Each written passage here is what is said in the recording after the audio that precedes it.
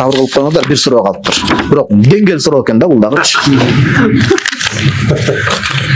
Ассаламу алейкум Казбек устаз, чукул аманат, кайрылуу эфирден адал арам боюнча болуп жаткан сабагыңыздан кайрылуу жасап коюңузчу. Маселе, Москвада кыргыздар лото деген арам лотерея ойнотуп байгеге умрага жолдомосу бар экен жарыялап жүрүшөт дейт. Олия болуп калыппыз, Сабакта айтып кетпедикпи, туурабы? Бирок Олияга жардам берген кишилер бар биякта. Далилдүү мисал дейт. Бул атын окубайбыз. Алымдар ушул боюнча эскертип койсо жакшы болмок, анткени ушул арам маселеси муфтият чара көрсө болмок, фактылар менен деп атат. Бул дайыма жүрсүн, ар бир сабакта чыгар окуп турайын. Бирок суйттам ушта мен жооп берип кеттим. Личный авторго, телефондорго атын айтпай эле коеюн.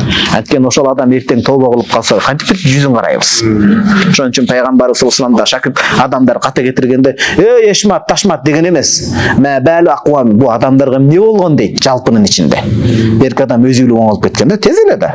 Ошон үчүн бир тууган болбойт. Москвада андай баягы жаман ишти, арам ишти адал менен чаптабаңыз.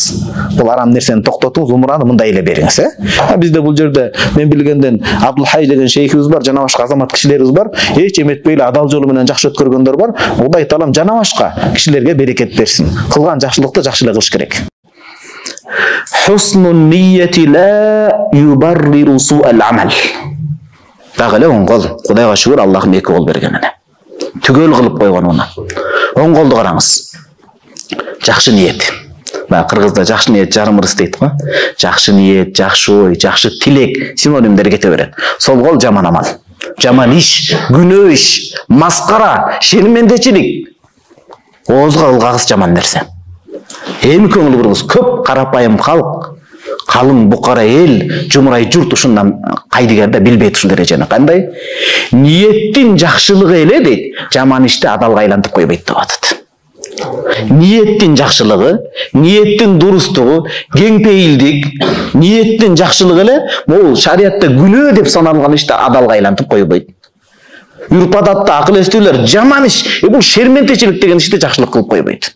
Кудай сактасын, бул Раматылык Чубак устазыбыз келиштен алдын секетин кетейин дааватчыларым деп айтайынчы. Көчмө медресе. Секетин кетейин, ушул садаган кетейин талап илимдер, илим талап. Ушул кишилер ушинтип мээнет эмгек кылыштан алдын устаздар, дааватчы бир туугандарыбыз. Кээ бир баягы жахил деп айтпайлы, исламдан кабары бол элек дейличи, мындай жумшагыраак. Бол элек туугандар айтат эмес беле, жесирге барса сооп деп. Уккансыздарбы? Коен бул бузулуп кетпесин жана башка деп. Оюнда абайтышы мүмкүн, эми бир сооп иш кылып атам да депчи. Муктаждыкты өтөп атам да деп. Бул кичине кополу кылышы мүмкүн. Кудай эми бирок акыйкат жашоо ушундай экен да. Чыңгыз Айтматов атабыздан сураган экен. Кайсы эле китебиңиз болбосун трагедия сөзсүз. Же акырында же ортосунда дегенде жашоо ушундай деген. Кечиресиздер, мен жашоону Голливудтун киносу кылып бере албайм деген да. Жашоо ушундай кабылдаш керек. Адам жашоодо эмнеге кыйнала берет? Чыныгы көйгөйдү көйгөй деп кабылдап, анын чечимин ойлобостон өзүн алдап жүрө берсе, ал жашоодо кыйнала берет. Маселе ошондо жөнөкөй эле жана башкалардын китебин окуштун кереги жок. Анан бул жерде ошентип, ал балким ниетинде жакшы деп ойлоп аткандыр, мурда 10 жыл мурда дейличи. Азыр эми андайлар аз, Кудайга шүгүр. Бирок сиздин жакшы ниетиңиз жардам берип коеюн деген күнөө зина ишти адалга чыгарбайт. Кечирип коесуз бир тууганым. Учурдан пайдаланып эмес.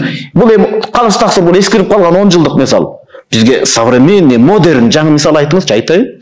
Россияда, Москвада, Кыргызстан өзүндө арам элден байыш максаты ниети. Адамдардын чөнтөгүн сагалап, тигелеп, акча түшүн деп ар биринен бир нерсени уюштуруп акча алат, анан лотерея уюштуруп, ошол акчанын 9%-ын пайда көрүп, 10%-ын умра деп арам ыпыласышын адалдагысы келет.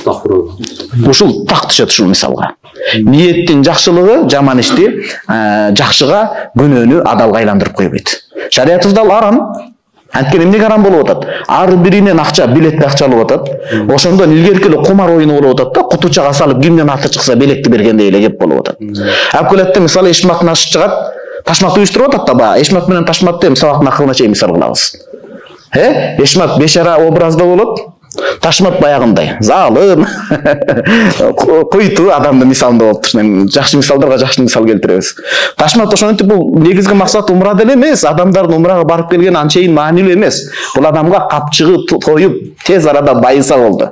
Абалын жакшыртса болду.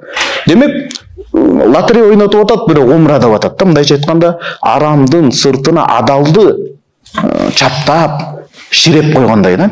Болбойт. Мейли сиздин ниетиңиз канча жакшы болбосун, Демек, ошон үчүн караңызчы, садаган кетейин кыргызымда. Бул бөлүнүү эмес. Жакшы ниет жарым ырыс деп бекем айтпаптыр да. Ниет менен бүтүп кетпейт деген сөз да. Жарым ырыс деп атпайбы? Жартысы ошол кылып аткан иш шариатка туура келиш керек деген сөз. Түшүндүңүзбү кыргыздын макалын? Сиз алым болуш үчүн кыргыздын макалын окусаңыз жетиштүү. Бирок азыркындай түшүнүп окушуңуз керек да. Туура. Демек, экинчи эреже хуснун нияти ла юбарриру амала суи вал маасия. Күнөө жана тетири жосун сенек иштейт. Түгөлбай Сыдыкбеков атабыздын азыр жол деген китеби чыкты, жана башка китептеринде келет, сенек сөз деп колдонгон. Илгеркилер бул туура эмес иш деген сөз. Жаман нерсени, сенек нерсени жакшыга айландырып койбойт. Ниетим жакшы го, жок. Ниетиңиз жакшы болгону жакшы, бирок ошол ишиңиз шариатка дал келеби, жок карап коюңуз.